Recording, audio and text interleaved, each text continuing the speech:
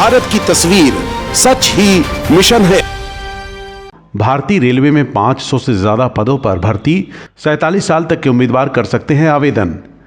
Railway recruitment cell central railway ने सामान्य विभागीय प्रतियोगी परीक्षा के माध्यम से stenographer, senior common clerk, cum ticket clerk सहित 596 पदों पर भर्ती के लिए आवेदन लिए जा रहे हैं।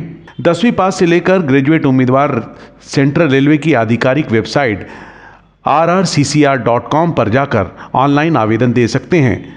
उम्मीदवारों का चयन लिखित परीक्षा, स्किल टेस्ट, डॉक्यूमेंट वेरिफिकेशन और मेडिकल टेस्ट के आधार पर किया जाएगा।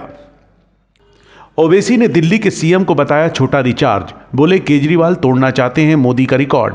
ऑल इंडिया मुस्लिम इत्तेहादुल मुस्लिमीन के अध्यक्ष असदुद्दीन ओवैसी भी दिल्ली नगर निगम में ताल ठोक रहे हैं। AIMIM ने MCD चुनाव में 16 उम्मीदवार चुनावी मैदान में उतारे हैं। इसी के मद्देनजर रविवार को उन्होंने मुस्लिम बाहुल इलाके सीलमपुर में अपने प्रत्याशी के लिए चुनाव प्रचार किया। इस दौरान ओवैसी ने दिल्ली के मुख्यमंत्री अरविंद केजरीवाल पर तंज कसते हुए उनके लिए छोटा रिचार्ज शब्द का इस्तेमाल किया।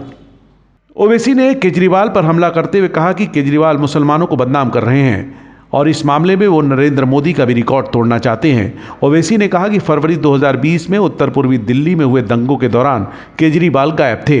गोरखपुर में धूमधाम से सिख समाज के 9वें गुरु तेग बहादुर का शहीदी पर्व मनाया जा रहा है। मुख्यमंत्री योगी आदित्यनाथ सोमवार सुबह जटाशंकर गुरुद्वारा में आयोजित कार्यक्रम में शामिल हुए। उनके आगमन को लेकर जटाशंकर गुरुद्वारा में देर रात तक तैयारियां चलती रहीं। सिख समाज उनके आगमन को लेकर बेहद उत्साहित नजर आया। रामपुर आजम बोले अब्दुल दरी नहीं बिछाएगा बल्कि अब पोछा लगाएगा। रामपुर विधानसभा सीट पर होने वाले उपचुनाव में अब्दुल खूब सुर्खियां बटोर रहा है। हालांकि इस नाम का कोई शख्स नहीं है, लेकिन वह चर्चा में खूब है। अब आजम खान ने इस अब्दुल पर निशाना साधा है। उन्होंने कहा है कि अब्दुल दरी नहीं बिछाएगा, वह पोछा लगाएगा। बस इंतजार कीजिए मतदान संपन्न हो जाने का। उन्होंने कहा कि हमारे कार्यकाल में तो अब दरी नहीं बिछाई जाती है, जब बिछाई जाती थी तो पहले मैं बिछाता था और फिर मेरे साथी। 45 सालों तक दरी बिछा और पोस्टर चिपका कर तो यहां पर पहुंचा हूं, लेकिन जिस अब्दुल की बात की जा रही है उसने पार्टी को बहुत नुकसान पहुंचाया है।